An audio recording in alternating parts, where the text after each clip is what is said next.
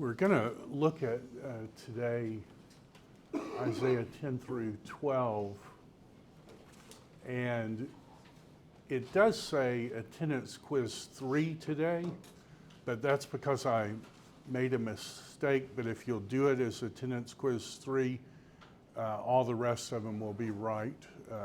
After that, I don't know how I did it, but I missed a day in the reading schedule, so we'll be right, but take attendance quiz 3 today. So what we're going to look at is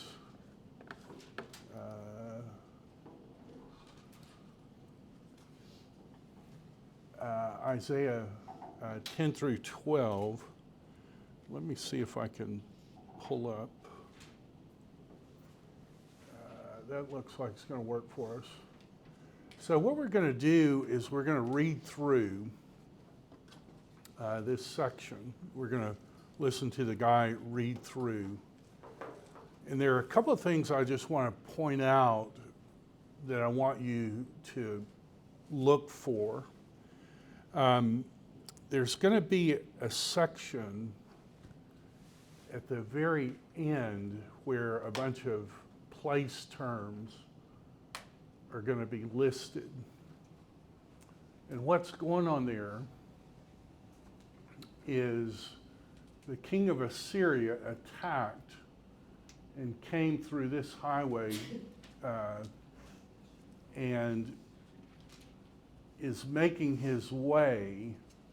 So all those names are basically following here, and they're coming.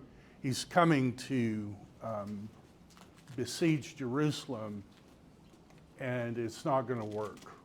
He's not going to be able to destroy Jerusalem the way he destroyed Samaria. The other thing I want you to look at is in 10, when we listen to the guy read, he's going to talk about returning to El Gibor, God the mighty warrior. Well, remember that God the mighty warrior is what the little baby is called in 9:5. And it seems to me that this Emmanuel, LLL, that these are all connected, so look for that. Also, look for the branch. So in chapter 11, we're going to hear about this branch person. And as we listen to it, recall that it seems like whoever this branch person is restoring the Garden of Eden, because it talks about the lion laying down with the lamb, the lion will, or the ox laying down with the lamb, and it talks about the lion will eat straw like an ox. So it's like even the carnivory in the created world, somehow this branch person is doing away with it. And then what I want you to look at, and sorry that this slide wasn't as good as I hoped, but there's a thing, and this is 12:2. 12 is very short. So 12:2, it says, "Behold, God is my salvation." And by now you can probably pick up that this is that same El, that El Gibor, Emmanuel, El Gibor. El Gibor in 10 is clearly God himself when he says a remnant will return. And remember, that's what Isaiah's kid's name is, a remnant will return. So, my God, and in Hebrew, like how you say this word out loud, God is my Yeshua. And I don't even think you have to read Hebrew to get like the play on, like with Jesus' name. I will look, I will not dread, because my help and my strength is Yah. So that's the abbreviated version of the Tetragrammaton, like in Hallelujah, like that's the word that appears. So my strength and my help and my strength are Yah. And then we have the Tetragrammaton, YHWH, so I'm going to say Adonai, Yah Adonai, and he has become for me Yeshua. Like, I don't even think you have to know Hebrew, like he has become Yeshua. And I imagine reading that in the first century as a Jewish person and somebody saying, is 6 through 12 about Jesus? Well, let's ask it in Hebrew. Is it about Yeshua?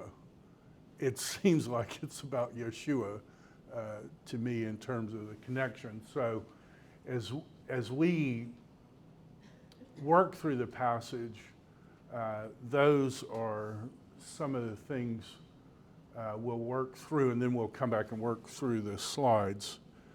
So if I can get this to work, which it looks like I am, I'm going to push the button, and it'll take about 10 minutes.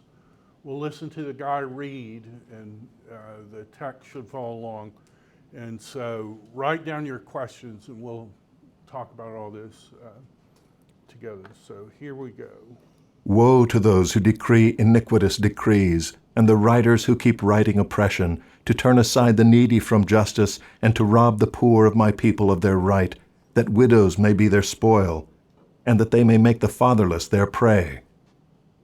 What will you do on the day of punishment, in the ruin that will come from afar? To whom will you flee for help, and where will you leave your wealth?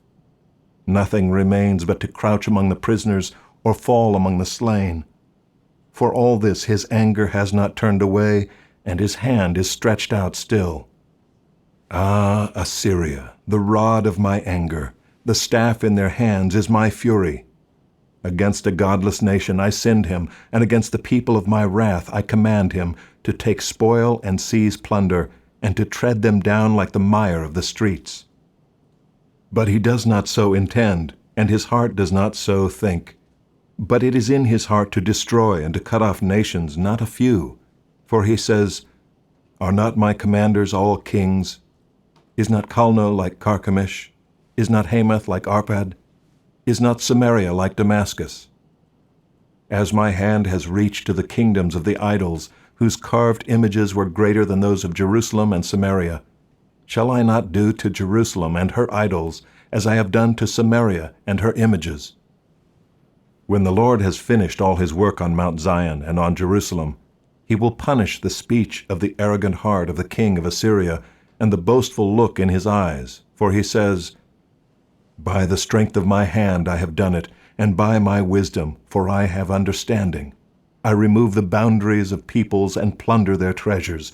Like a bull I bring down those who sit on thrones. My hand has found like a nest the wealth of the peoples.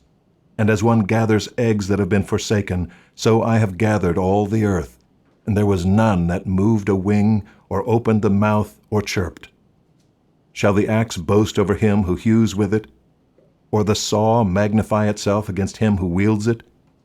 As if a rod should wield him who lifts it, or as if a staff should lift him who is not wood.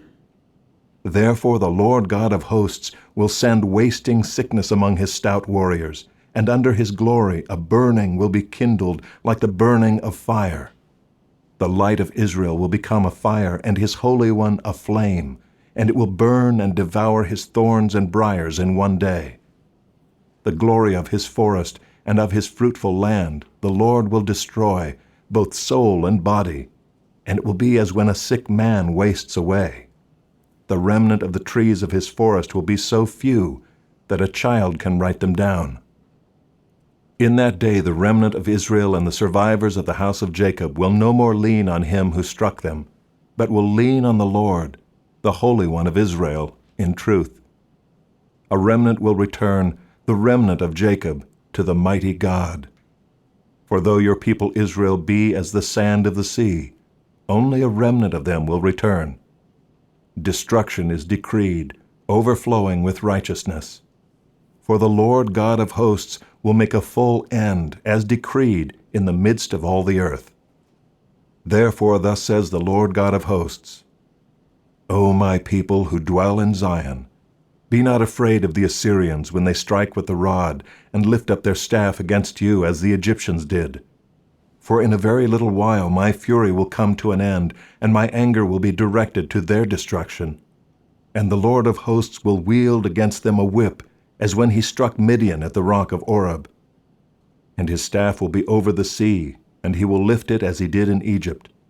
And in that day his burden will depart from your shoulder, and his yoke from your neck, and the yoke will be broken because of the fat. He has come to Aiath, he has passed through Migron. At Michmash he stores his baggage. They have crossed over the pass. At Geba they lodge for the night. Ramah trembles. Gibeah of Saul has fled. Cry aloud, O daughter of Gallim. Give attention, O Laishah. O poor Anathoth. Madmenah is in flight. The inhabitants of Gebim flee for safety. This very day he will halt at Nob. He will shake his fist at the mount of the daughter of Zion, the hill of Jerusalem. Behold, the Lord God of hosts will lop the boughs with terrifying power. The great in height will be hewn down, and the lofty will be brought low. He will cut down the thickets of the forest with an axe, and Lebanon will fall by the majestic one. Chapter 11. There shall come forth a shoot from the stump of Jesse, and a branch from his roots shall bear fruit. And the Spirit of the Lord shall rest upon him, the Spirit of wisdom and understanding, the Spirit of counsel and might, the Spirit of knowledge and the fear of the Lord. And his delight shall be in the fear of the Lord. He shall not judge by what his eyes see, or decide disputes by what his ears hear. But with righteousness he shall judge the poor, and decide with equity for the meek of the earth. And he shall strike the earth with the rod of his mouth, and with the breath of his lips he shall kill the wicked. Righteousness shall be the belt of his waist, and faithfulness the belt of his loins. The wolf shall dwell with the lamb, and the leopard shall lie down with the young goat. And the calf and the lion and the fattened calf together, and a little child shall lead them. The cow and the bear shall graze, their young shall lie down together, and the lion shall eat straw like the ox. The nursing child shall play over the hole of the cobra, and the weaned child shall put his hand on the adder's den. They shall not hurt or destroy in all my holy mountain, for the earth shall be full of the knowledge of the Lord as the waters cover the sea. In that day the root of Jesse, who shall stand as a signal for the peoples, of him shall the nations inquire, and his resting place shall be glorious. In that day the Lord will extend his hand yet a second time to recover the remnant that remains of his people, from Assyria, from Egypt, from Pathros, from Cush, from Elam, from Shinar, from Hamath, and from the coastlands of the sea. He will raise a signal for the nations, and will assemble the banished of Israel, and gather the dispersed of Judah from the four corners of the earth. The jealousy of Ephraim shall depart, and those who harass Judah shall be cut off. Ephraim shall not be jealous of Judah, and Judah shall not harass Ephraim. But they shall swoop down on the shoulder of the Philistines in the west, and together they shall plunder the people of the east. They shall put out their hand against Edom and Moab, and the Ammonites shall obey them. And the Lord will utterly destroy the tongue of the sea of Egypt, and will wave his hand over the river with his scorching breath, and strike it into 7 channels, and he will lead people across in sandals. And there will be a highway from Assyria for the remnant that remains of his people, as there was for Israel when they came up from the land of Egypt. Chapter 12. You will say in that day, I will give thanks to you, O Lord, for though you were angry with me, your anger turned away, that you might comfort me. Behold, God is my salvation. I will trust and will not be afraid. For the Lord God is my strength and my song, and he has become my salvation. With joy you will draw water from the wells of salvation, and you will say in that day, Give thanks to the Lord, call upon his name, make known his deeds among the peoples, proclaim that his name is exalted. Sing praises to the Lord, for he has done gloriously. Let this be made known in all the earth. Shout and sing for joy, O inhabitant of Zion, for great in your midst is the Holy One of Israel. May God bless the reading of his word this morning. So what do you find interesting about 10 through 12? What do you find challenging? What do you find confusing? What observations did you make as you worked through the homework?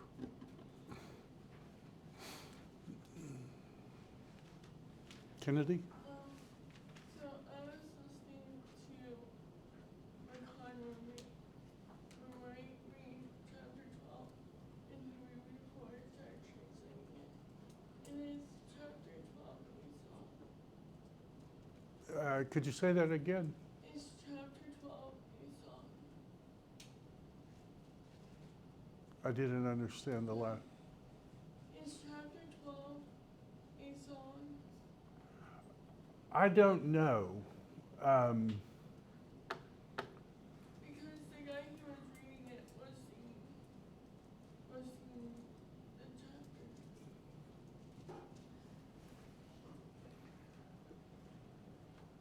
It's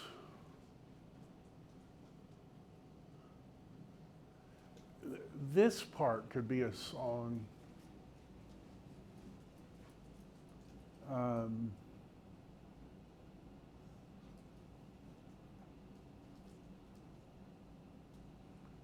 Hebrew songs aren't rhymed, but they are parallelism. I don't have my printed text. Do they print it as not narrative? Usually not narrative, they'll print it as centered text. Do they print 12 as centered text? No. So they don't. I'm seeing a couple of people say yes. So it very well may be a song. I didn't have the foresight to think of that question, but that would be an important question to dive into. And it does, in many ways, close out our section of 6 through 12. If it were a song,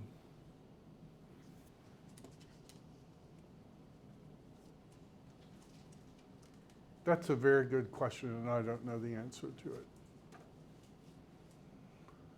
What else do you find or Kennedy, is there a follow-up question?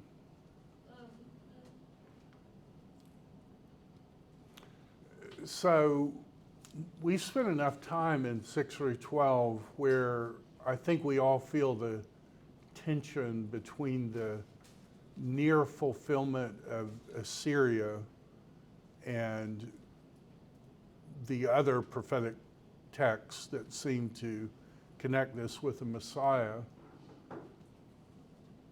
When we were reading 10, what struck me, and I'll need to do a little more work here, I think,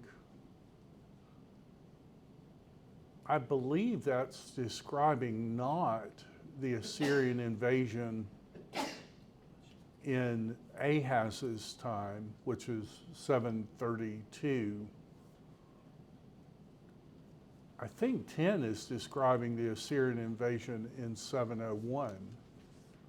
So that's, 32 years after the Emmanuel prophecy. We're going to read about that in chapter 36, where the king of Assyria, his emissary, comes to the exact place where the Emmanuel prophecy was given and talks about how he's going to wipe Jerusalem off the face of the earth. And God is so gracious, and we're going to read the Assyrian king hears a rumor that Egypt is invading, so he withdraws. But as he withdraws, he sends this letter,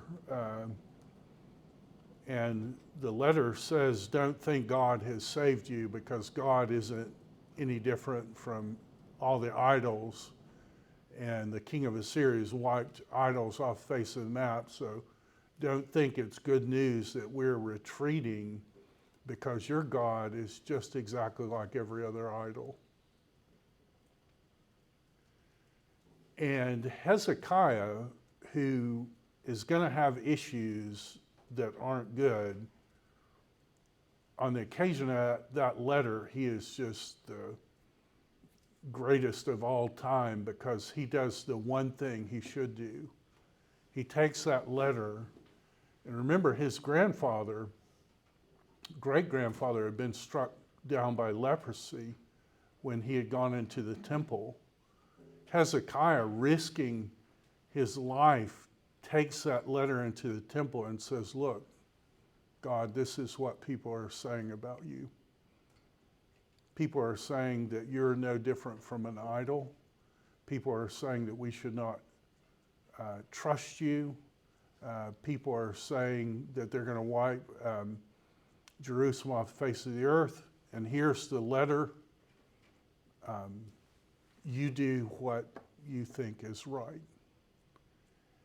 And the text says God is called God of armies. So when it says Lord of hosts, that's what host means. So God has armies.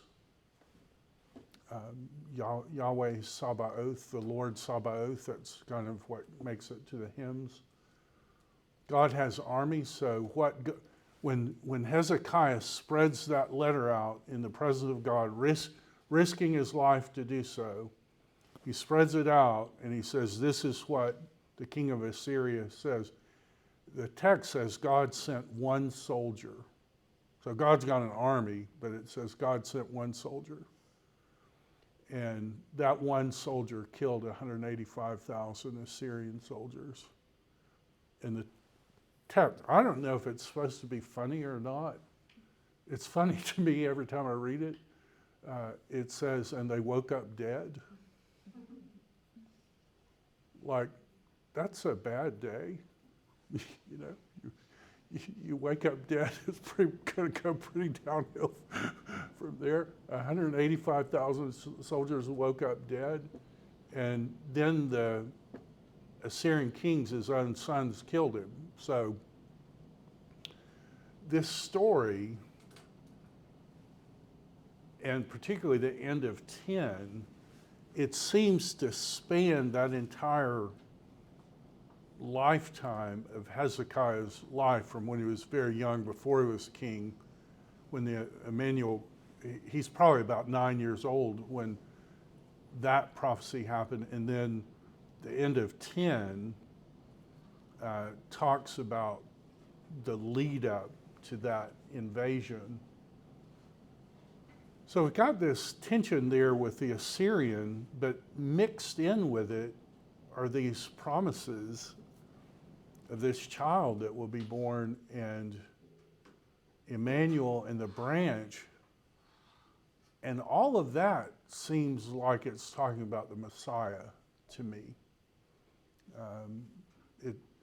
It seems clearly that that's how the later prophets in the Old Testament are taking it. And it seems clearly that that's how Isaiah himself is taking it. So you have this tension between the immediate, the Assyrian, invasion and then the promise of this coming one. So what struck you about any of that as we work through it? There are a bunch of rabbit trails I want to go down, but I want to go down other people's rabbit trails first. So,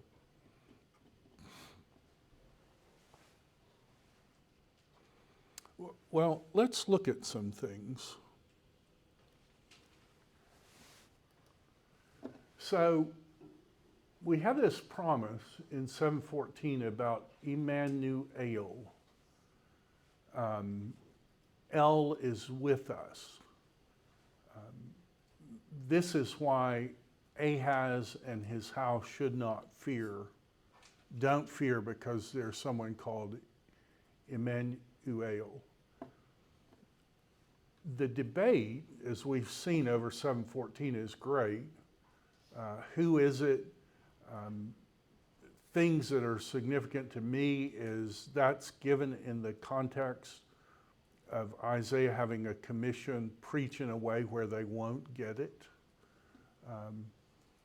I think Isaiah is probably holding his infant son as he gives the prophecy. I think the word Alma does imply virgin. I think the sign that's as high as, Sheol, a sign as deep as Sheol, or as high Me'alah is heaven, because the Alma. So I think all those are plays on words, and I think it is talking about a virgin. And not just any virgin, but the hidden virgin. The word Alma is related to the word hide. At least that's what Calvin and Gill say. It's also related to the word forever, olam.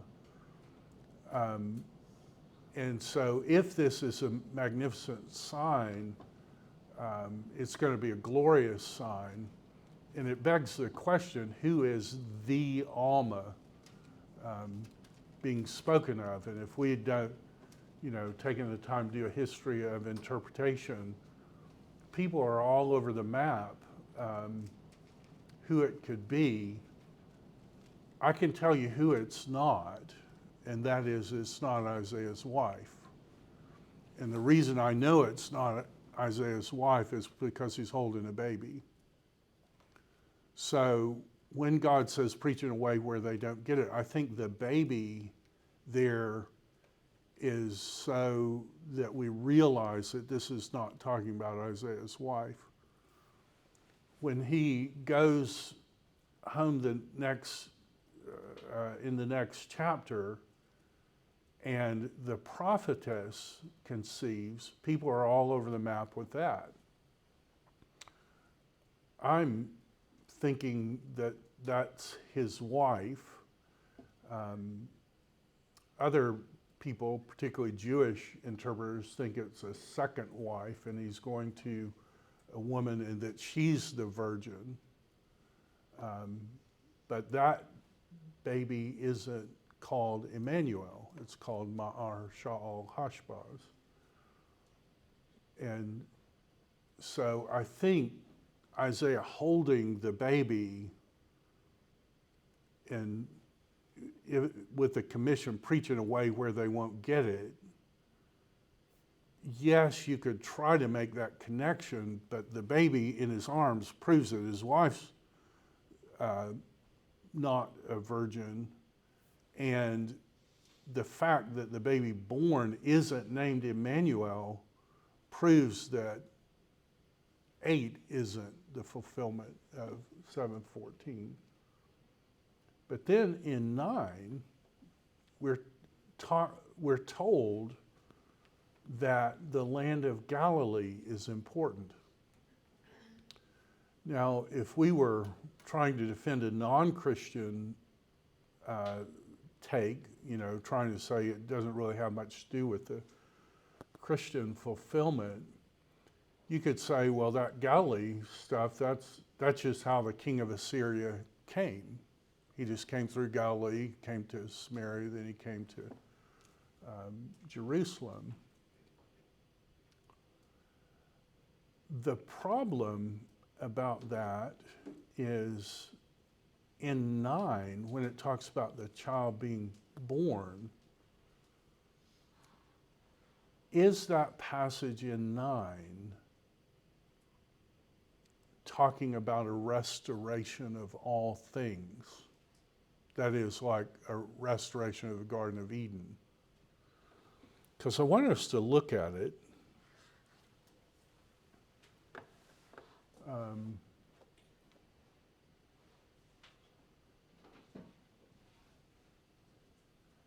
So this is the passage.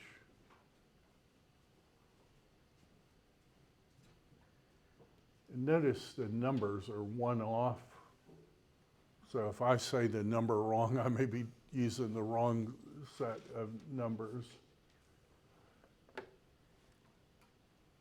But it says this, because a Yeled is born for us, a son, and at least as I'm reading these are all being described as past tense events. So, like, we're going to talk about what that might mean, because a Yeled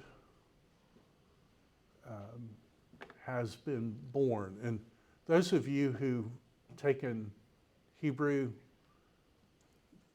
is there anything that I typically stop at on the parsing of a word like this and say, oh, by the way, it's a blank?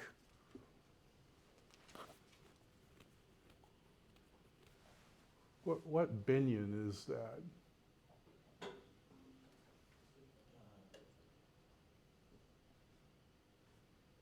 I don't know if you can see in the bottom, but it's parsing it for you in the bottom.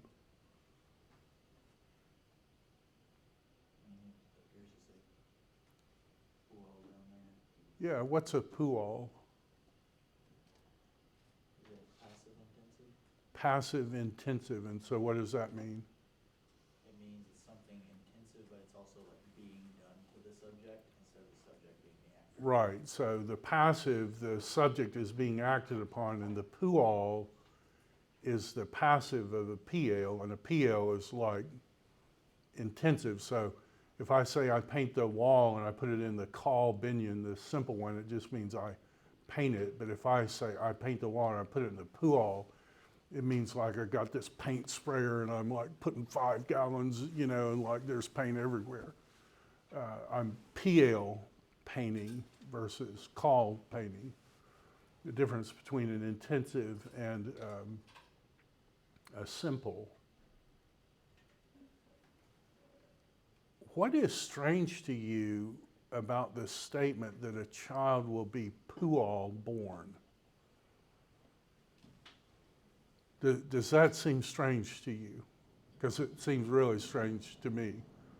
What is a pual birth? You know, like it isn't just a child's born, it's a child like, oh my goodness, this seems miraculous to me. And it is saying that it's already happened, which we're going to talk about that. But a child is pual born for us. A son is given for us. And the government will be upon his shoulder. And he will call, or I guess that's a converted imperfect, so that would be a passive, past tense too, would it not? Which, oh my goodness, which is interesting. They're doing it as future. I wonder if the footnote says this could be past tense. Let's see. Sorry, it's a rabbit trail.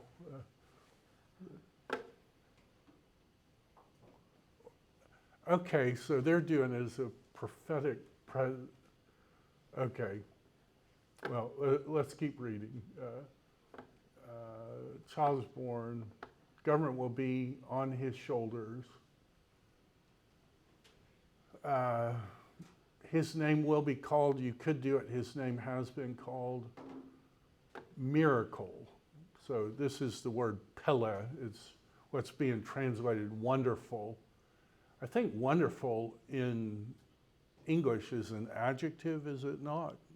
But this is a noun, and this is like, what's his name? And his name is Miracle, Pele. His name is called Counseling One. You see how that's a call participle? He's the one who gives advice that can change your life, and he constantly does that. His name is El Gibor. El is God, Gibor is the warrior.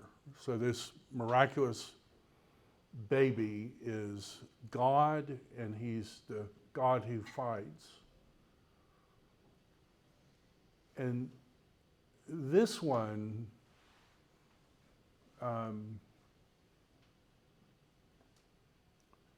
baffles me. And I'm going to teach you a little Hebrew here, and you're going to really like it, and then you're going to wonder what this means for the rest of your life. So just upfront warning. What's the word for God in Hebrew?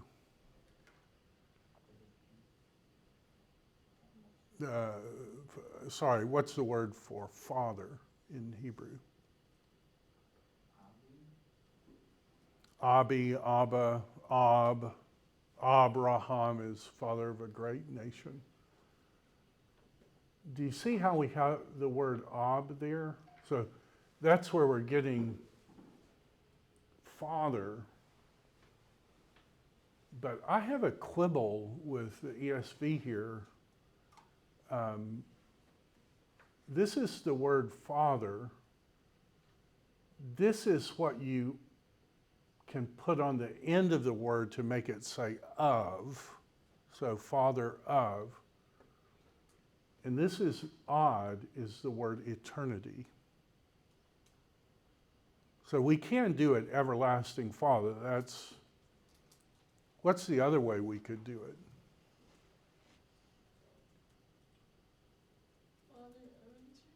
Father of eternity. What would that mean if someone is the father of eternity?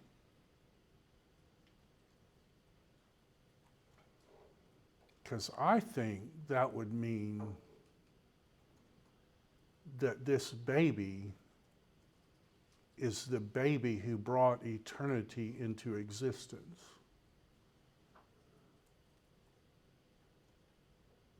Isn't that what Father of Eternity means? Was that Hezekiah? You know how you know it's not Hezekiah? Because God came to Hezekiah through Isaiah and said, you're going to die. And what did Hezekiah do? And I say this as an utter nobody, and Hezekiah is a king, and in heaven I'm going to apologize to Hezekiah, but it's true, it's God saying it, it's not me. What did Hezekiah do?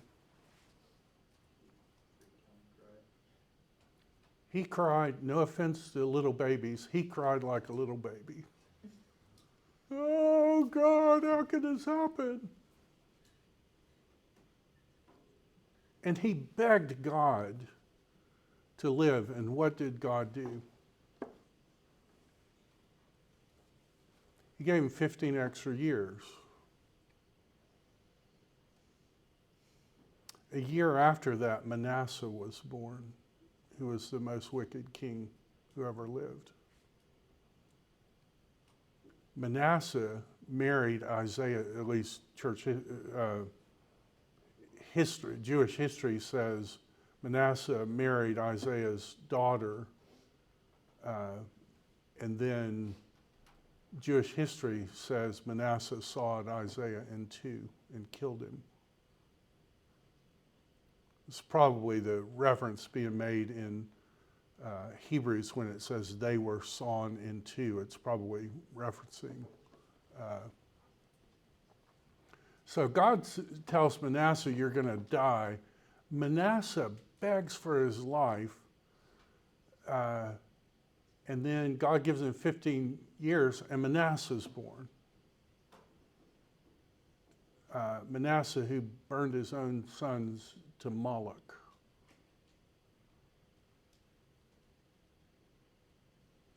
Is Hezekiah the Aviad?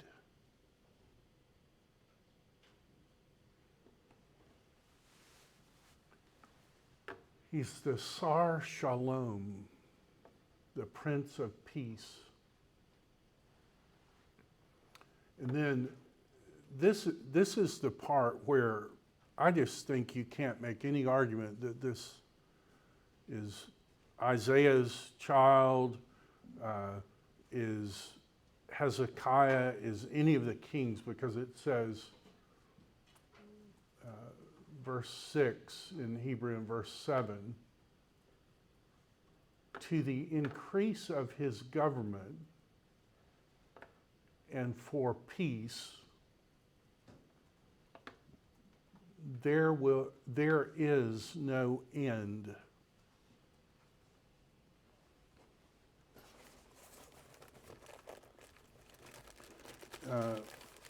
One day I imagine you're going to have investments, and one day you're probably going to have a financial advisor.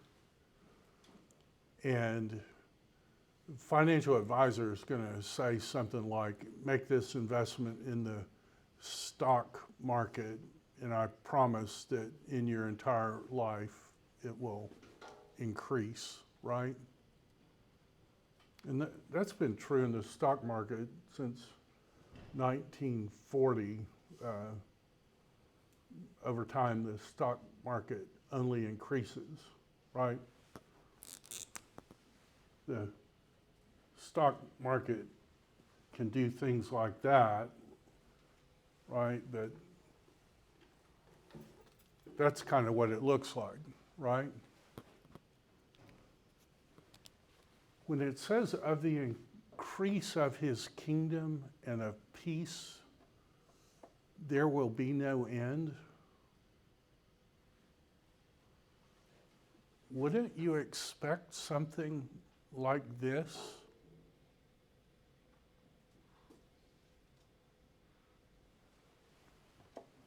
Would you expect this of the increase of his kingdom?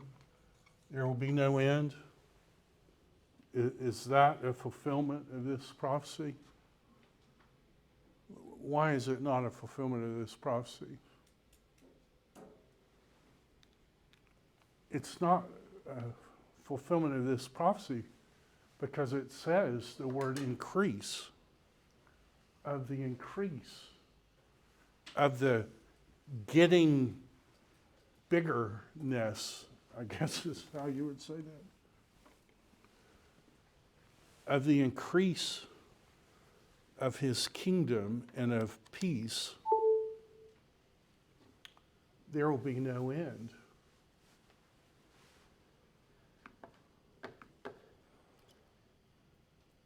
I don't see how that could be true if we're talking of Hezekiah.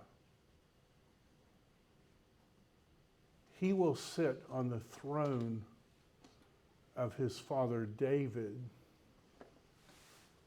and over his kingdom to establish it and to uphold it in justice, in righteousness, from this time on to Olam, to forever. and oddly enough, this word forever is the same three radicals as that word Alma. So could she be the hidden one? Could she be the eternal, like what in the world's going on there? The zeal of the Lord of hosts will accomplish it.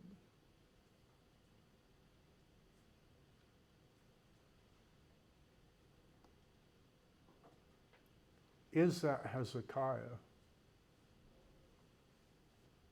Is it Isaiah's son? Is it Maher-shalal-Hashbaz?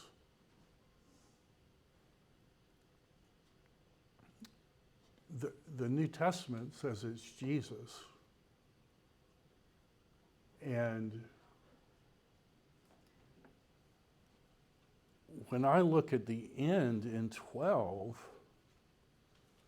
I mean, it doesn't say it in English, that's true.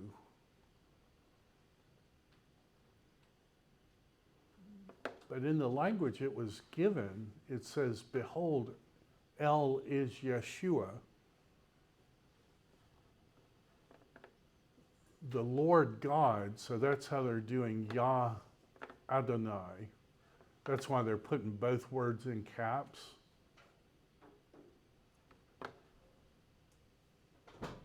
Yah Adonai has become for me Yeshua.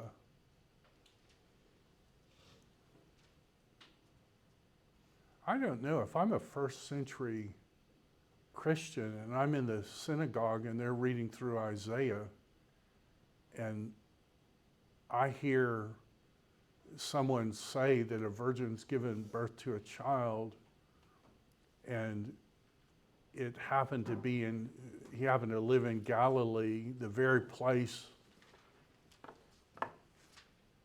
I don't know if we looked at this or not, but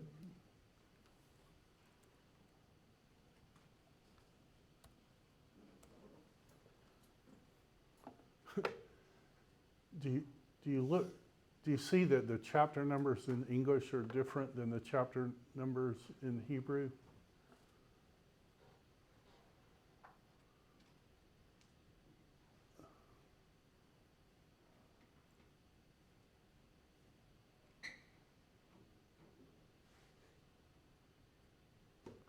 There will be no gloom for her who was in anguish. In former time,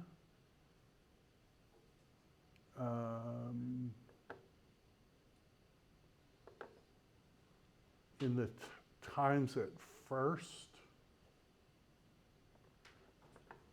he brought into contempt the land of Zebulun and Naphtali. So that's Galilee, So that's where those two tribes. In the former time he did that.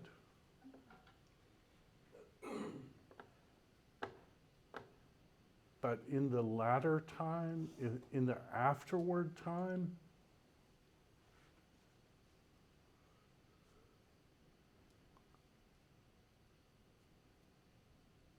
the way of the Gentiles, Galilee of the Goyim,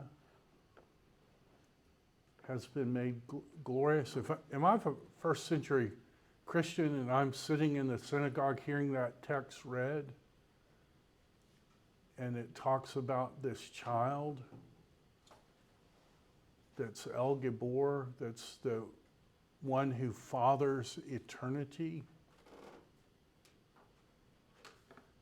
And I read through chapter 12 and I hear his name is Yeshua. How would I not read that of Jesus?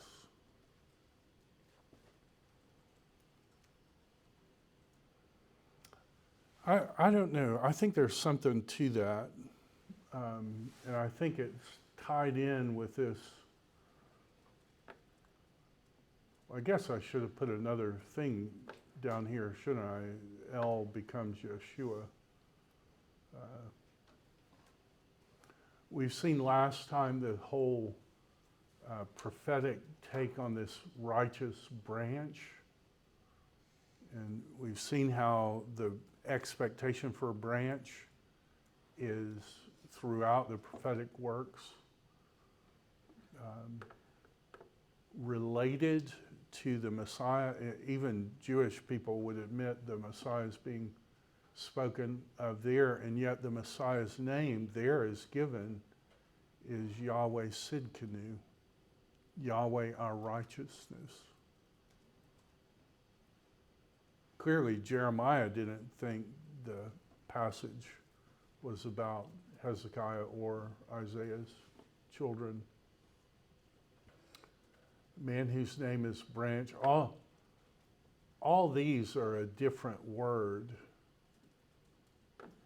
Well, they're the same Hebrew word, but they're not this word. This is a different word, even though it's translated branch in English. This one is the word netzer. I may have that wrong. I should put it on a chart, but netzer appears in this, and I think that's what Matthew is picking up when he says, as the prophets say, he'll be called a netzarene. Our NIV Biblical Theology Study Bible, which, by the way, is a great resource study Bible. I just took a screenshot of the notes, and this is the actual thing that was in the margin, I guess. In that day, the branch of the Lord will be raised up for David, a righteous branch. I'll make a righteous sprout. I'm going to bring my servant, the branch, the man whose name is Branch. And they connect it with the branches being broken off, which is interesting. I would not have thought about that, but that's a pretty effective note.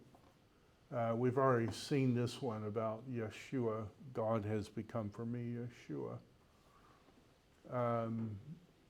G.H. Wilson in the International Standard Bible Encyclopedia has this interesting note, and I think he's right here.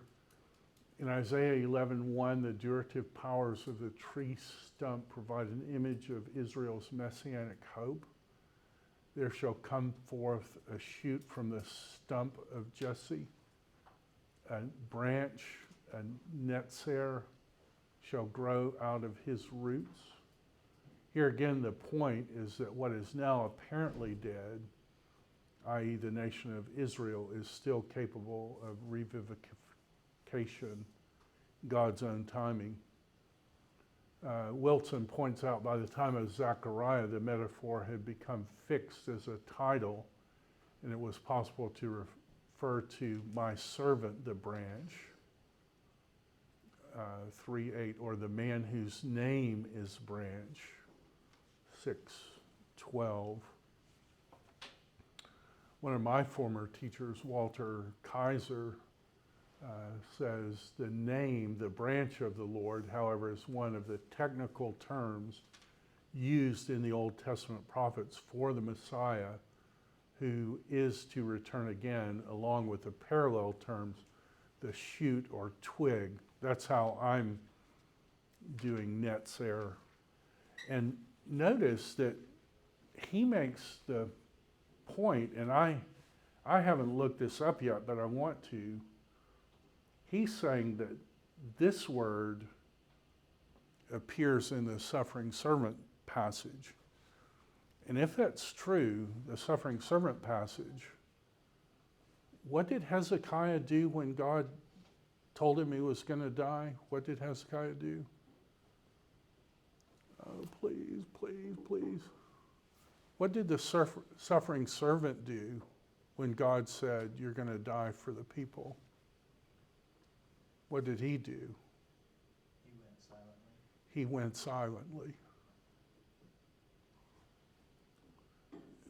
9:5 isn't talking about Hezekiah. Hezekiah is a contrast to 9:5.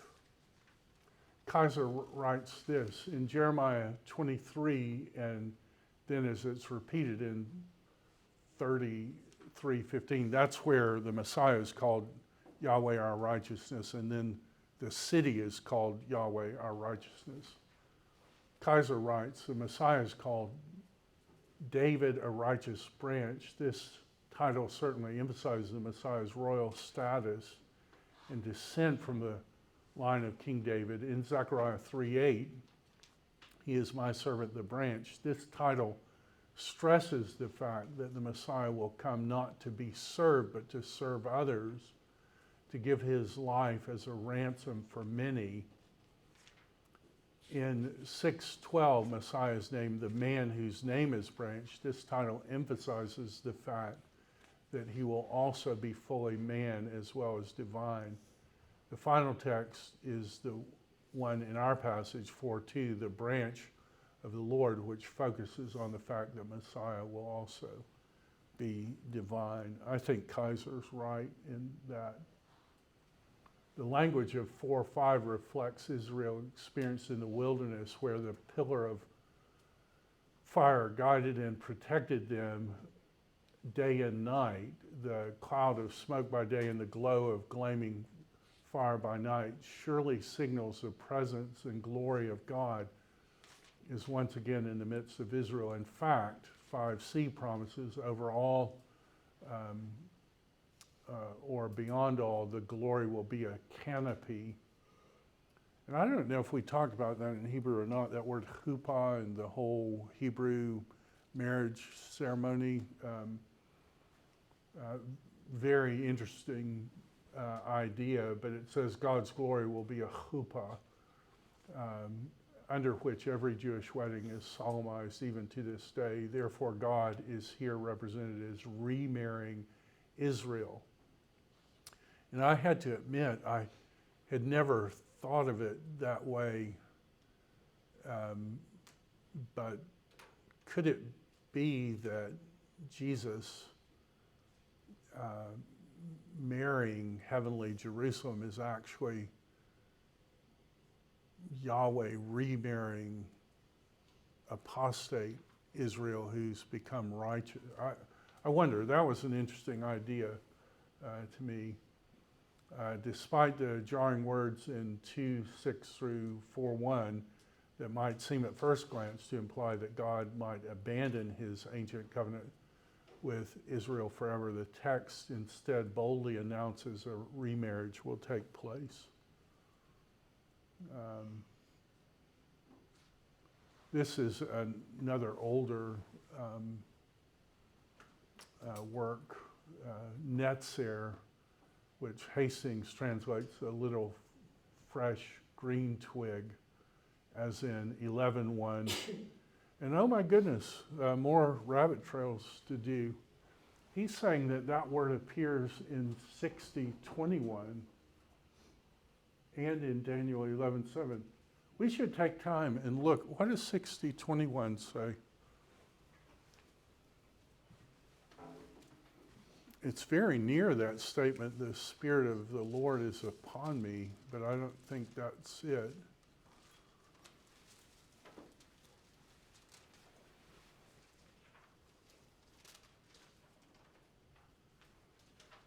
Will someone read it for us, 60:21? Then all your people will be righteous, and they will possess the land forever. They are like the shoot I have planted, the work of my hands, for the display of my splendor. Oh, they are like the Netzer. Oh, that's interesting. That's interesting in light of Jeremiah 33. The word Netzer is used in the Ode to the King of Babylon, which we're going to look at next time, which is oddly, like it's talking about the King of Babylon, but it's oddly satanic language that's being used of him. He is a Netzer of abomination.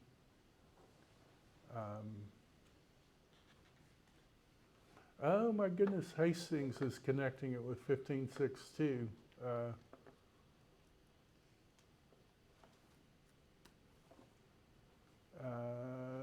The chief interest of this term lies in its employment in the Messianic prophecy instead of branch,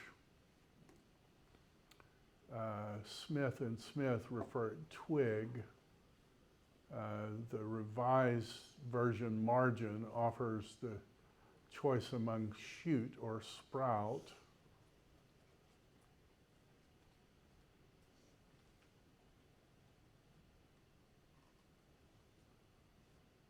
The bottom, the language both of 4:2 and 11:1 seems to underline Jeremiah's reference to the Messianic king as the righteous branch or branch of righteousness. We didn't get to look at this as much as I would like, but I do commend this study to you, the whole 490 weeks or the 70 weeks as it's often called. That comes from Daniel 9. It seems to me you can make a very persuasive case that if you start that prophecy at 556 is when I would start it, then the last 7 ends with the public start of Jesus' ministry. At the midpoint of that 7, the Messiah is cut off and has nothing. And 3 years later is when God starts building his temple out of people from all the nations. Daniel's prayer is, what about the temple? And God says 490 years, the stone temple isn't going to be an issue anymore because there's going to be a temple of people. Now,